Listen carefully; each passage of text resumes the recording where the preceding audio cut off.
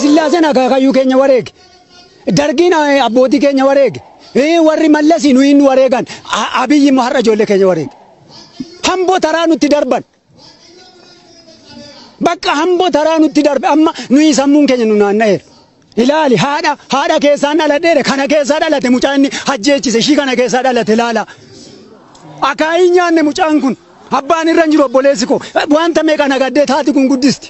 Ilmaan afur guddisti haati kun garuu haadha faarsa. Maaliif beektota keenya ajjeechisa dhalattoota keenya ajjeechisa.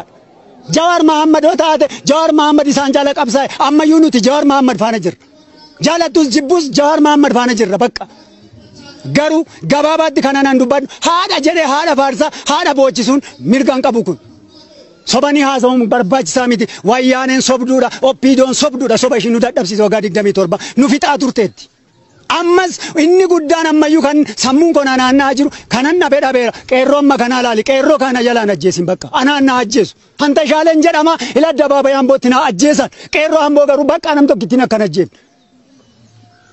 Inde innaan nagao anin duulle garuu warri duule meeshaa hadda waraanaatti ijoollee kanatti rasaasni dhukaa.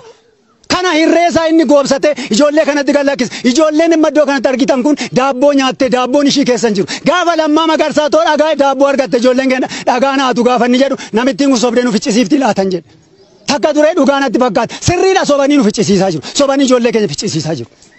Ani har'as borus kaleessas tashaaleen jedhama durumaanuu isaan wajjin wal falmaatuma jirra barbaade addabaabayii kanatti na ajjeesanii mucaa koyyuu ajjeesanii anaan na ajjeesan.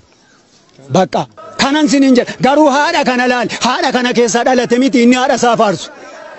Madabiidha dhuguma ishiin madabiidha waa'ee madabii faarsite dheengadda.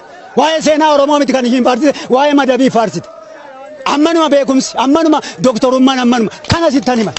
Bakka shii kana sitti hima. Jawaar Mahammad ilma Oromooti. Sabboontuu Oromooti.